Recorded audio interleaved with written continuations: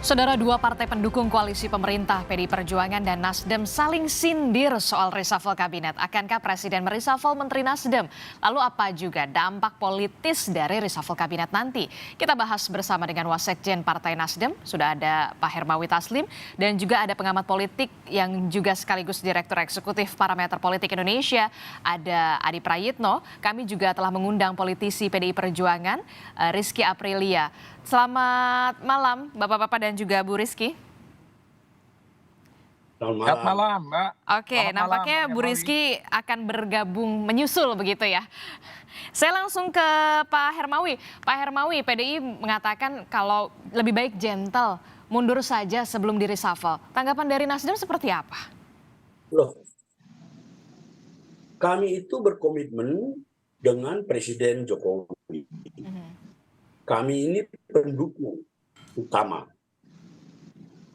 Jadi kami menunggu keputusan dan semua ketetapan apapun yang diputuskan oleh Pak Jokowi itu kami akan ikuti karena kami adalah pendukung utama Jokowi. Jadi kami tidak melihat bahwa ada kemungkinan reshuffle kabinet karena desakan orang per orang.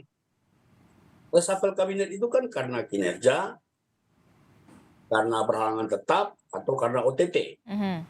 Jadi semua ini tidak mengganggu konsentrasi petugas-petugas seluruh pimpinan-pimpinan menteri-menteri Nasdem yang ada di kabinet. Kita hanya mengatakan, kok ini berisik sekali, kenapa ini yang disasar Nasdem, apa problemnya gitu loh. Nah, ini kan sudah terlalu personal, padahal kita tahu semua partai melakukan evaluasi. Kita juga melakukan evaluasi. Tapi kita melakukan evaluasi, kita kirim kepada Presiden secara tertutup karena kita tahu itu menyangkut evaluasi orang-orang. Nah, kalau tadi dikatakan kalau gentle, di mana ketidakgentelan Nasdem? Sudah terang-terangan kita mengatakan waktu mendeklarasikan Anies, kita akan bersama Jokowi sampai 2024. Bicara Anies itu bicara 2024 sampai ke 2029. Jadi ini sebenarnya ada apa gitu loh. Ada apa? Jadi kalau Anda berpikir sendiri juga bagaimana? Apakah ini soal murni karena kinerja ataukah karena memang faktor politis? Karena Nasdem kemudian mendeklarasikan Anies sebagai bakal calon presiden 2024, Pak Hermawi. Jadi kalau poin saya bukan di situ. Poin saya adalah kita membiasakan diri berpolitik secara bermartabat, melihat semua kawan-kawan partai ini dalam semangat kesejajaran, kesetaraan, jadi tidak saling mencampuri. Kan apa itu etis ya? Apa etis membicarakan partai orang lain di depan publik? Kami tidak diajari seperti itu. Restorasi tidak mengajari seperti itu. Jadi kalau ada evaluasi, kita tahu evaluasi itu kan terhadap seluruhnya. Ini kok evaluasinya spesifik, dan kita tahu misalnya apa yang mau dipersoalkan. Itu Ibu Siti Nurbaya itu ada dapat segudang penghargaan dengan kinerja-kinerja yang terukur. Pak Syahrul Yassin Limpo juga 3 tahun berturut-turut memimpin swasembada pangan yang tidak pernah dicapai oleh menteri lain. Di mana problemnya?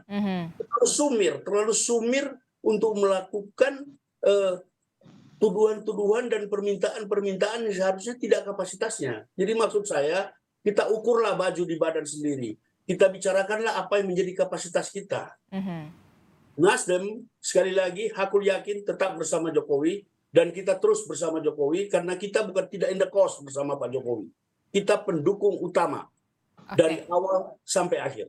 Oke, pendukung Jokowi dari awal sampai akhir. Ini sudah bergabung bersama kita juga dari politisi PDI Perjuangan.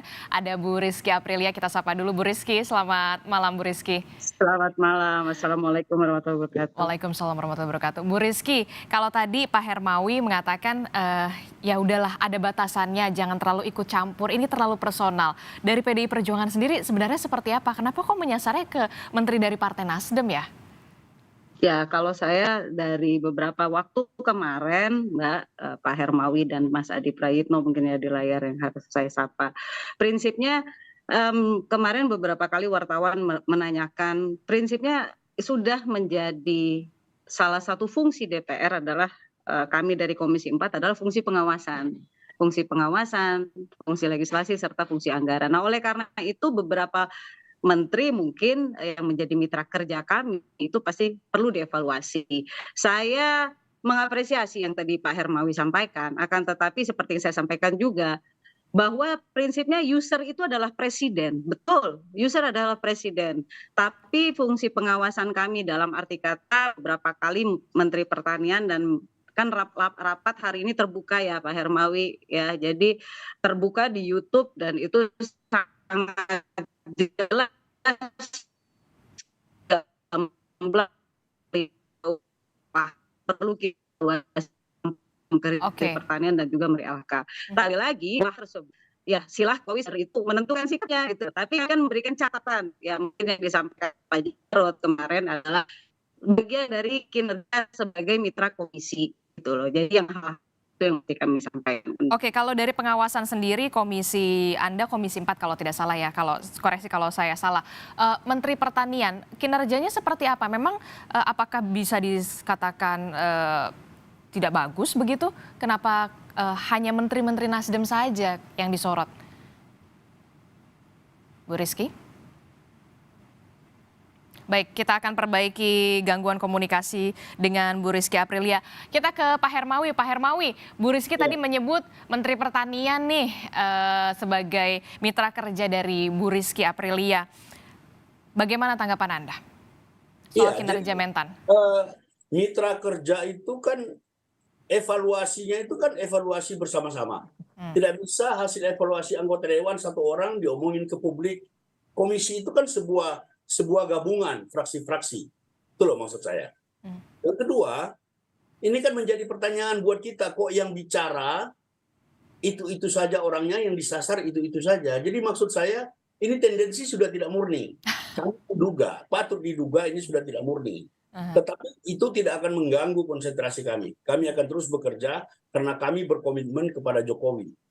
Dan kita berharap tidak ada yang melakukan pressure karena Jokowi itu seorang negarawan. Dia tidak akan bisa dipressure, dia tidak akan bisa dipengaruhi secara sepihak. Dan sepanjang pengetahuan kita belum ada reshuffle yang dilakukan karena permintaan personal.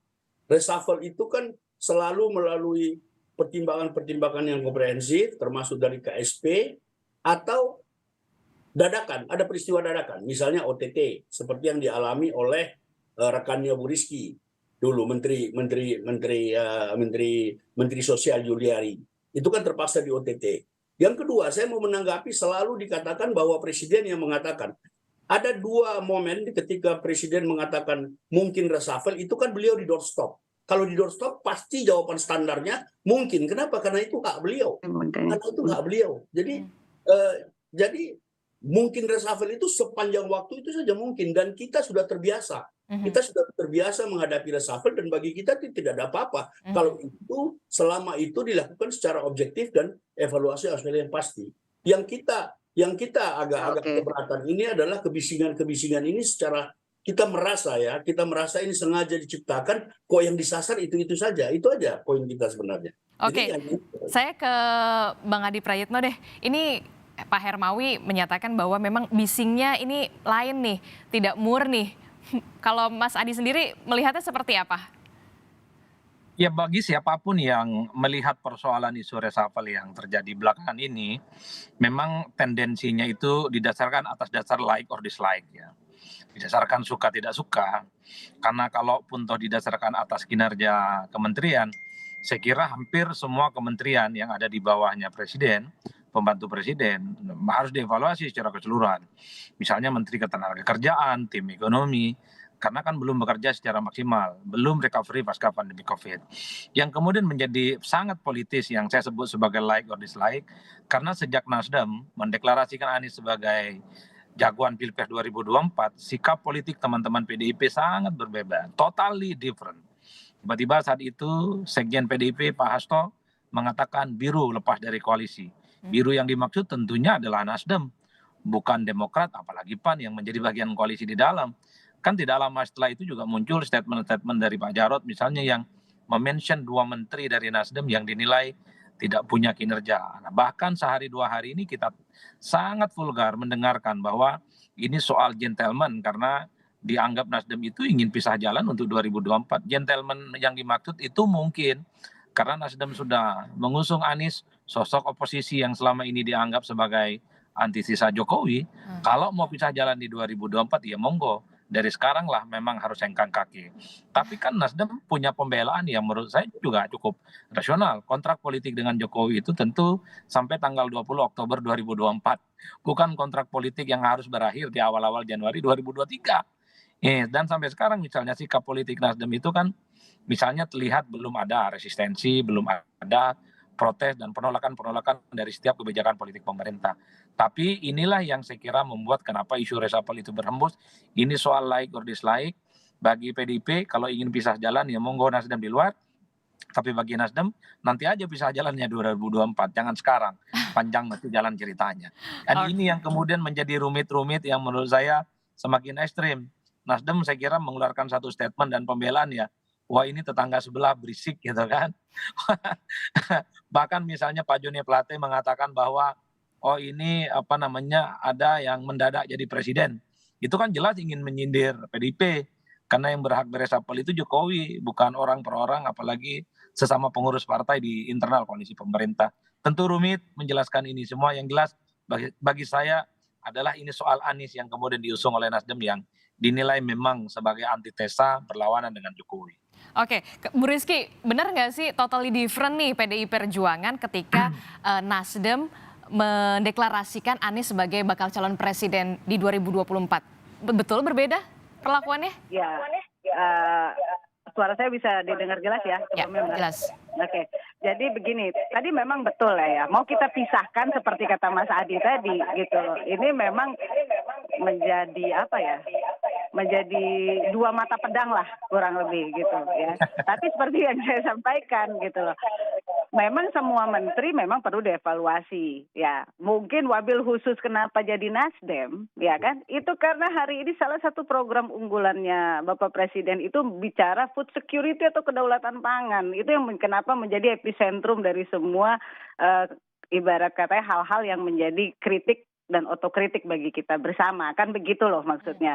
Nah jadi apakah ada sih hal-hal yang berbau tadi disampaikan, oh ini mungkin karena makin jadi karena Anies nyalon. Ya logikanya urusan tadi kan oke lah kontrak politik sampai 2024. Loh kenapa juga kontraknya belum tuntas tapi udah muncul orang baru gitu loh. Jadi maksudnya apa? Kan mungkin begitu ya dalam tafsir kita semua. Apakah ini mempengaruhi sikap politik di DPR atau di mengevaluasi kinerja menteri? Saya rasa ini hanya hal yang secara tidak sengaja dan memang ada hal itu yang memang berpengaruh. Tapi posisinya hari ini kita berharap semuanya bekerja untuk menuntaskan 2024 kan begitu. Oke, tapi bukannya itu menjadi hal yang lazim kemudian jika partai-partai sudah menyiapkan dari jauh-jauh hari jagoannya untuk di 2024. Bu Rizky, kita bisa sambungan audio Zoom-nya bisa dinyalakan?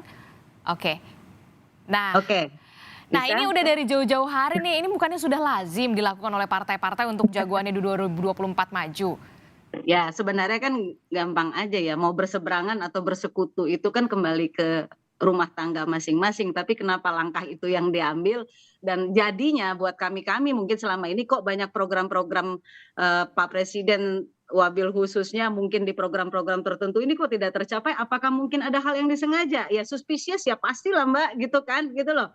Ya namanya kita yang mendukung presiden ya pasti untuk kita berjaga-jaga ya hal yang wajar. Nah mungkin hal-hal seperti ini untuk menjadi yang saya bilang kritik dan otokritik kita bersama ya next baik siapapun itu apalagi yang ada di dalam pemerintahan Pak Jokowi hari ini layaknya mungkin idealnya agak-agak mawas diri lah, jangan benar-benar kemajon gitu kan. Pak Jokowi juga pernah bilang jangan terlalu maju banget gitu ya. Nah mungkin ternyata kata-kata itu buat orang-orang atau partai-partai ternyata bukan buat orang-orang tertentu kan gitu maksudnya. Jadi hal-hal yang seperti itu yang mesti kita pikirkan bersama gitu. Oke, Pak Hermawi terakhir, berarti kinerjanya memang sengaja dijeblokkan atau bagaimana dari PDI Perjuangan?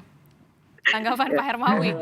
Bisa dilihat ya, seluruh menteri kami bekerja optimal dan itu kan selalu dievaluasi oleh Kepresidenan, oleh KSP. Bisa dilihat bagaimana partai kami bekerja di parlemen masih menjadi satu dengan koalisi. Jadi intinya kami berkomitmen dengan Pak Jokowi sampai 2024. Mengapa begitu? Karena Pak Jokowi sudah nggak bisa dicalonkan lagi. Apa beda Anies yang sekarang kami sudah jagokan dengan orang yang pasang baliho ribuan sampai ke seluruh Indonesia menyatakan diri saya mau jadi presiden, dan itu banyak dari berbagai partai. Mengapa cuma kita yang kenapa cuma kita yang diperlakukan seperti itu? Itu aja sebenarnya. Jadi ini soal perilaku ya. Tapi yang lebih penting buat saya, kita terus-menerus melatih dan mendewasakan diri, membangun etika politik yang baik. Berbicara tentang diri sendiri silakan, tapi kalau berbicara tentang orang, ya dipikirkan implikasinya. Apakah mengumbar hal-hal yang seperti itu etis atau tidak? Ya. Itu pertanyaan saya. Etis atau tidak. Terakhir singkat saja Mas Adi. Mas Adi, dari 3 menteri di Nasdem, kira-kira apakah disisakan 1 atau semuanya di reshuffle dari prediksi dari Mas Adi? Saya tidak mau disebut sebagai presiden dadakan, Mbak. Tapi yang jelas sangat kelihatan sekali PDIP itu tidak happy dengan manuver politik Nasdem. Pernyataan yang disampaikan secara terbuka tentu semacam intimidasi politik kepada presiden, bahwa PDIP udah nggak suka tuh sama Nasdem gara-gara usung Anies 2024. Jadi nggak perlu ada yang ditutup-tutupin lagi. Tapi bagi Nasdem nggak begitu dong ceritanya. Kan komitmennya sampai tanggal 20 Oktober 2024. Enak aja kan kira-kira begitu. Karena memang Nasdem itu sama Jokowi kan sejak 2014. Saya kira memang ini rumit. Memang sangat tergantung nanti bagaimana Jokowi menerjemahkan antar internal koalisi yang saat ini sedang tawuran opini, terjadi huru-hara politik dan perang secara terbuka. Istilah bagus ini. Oke, saling sindir Nasdem PDI Perjuangan, tapi tetap saja keputusannya, hak prerogatifnya tetap di tangan Presiden. Terima kasih Wasekjen Partai Nasdem Hermawi Taslim, dan juga ada pengamat politik sekaligus Direktur Eksekutif Parameter Politik Indonesia Adi Prayitno, dan juga Rizky Aprilia merupakan politisi PDI Perjuangan. Terima kasih, sehat-sehat selalu.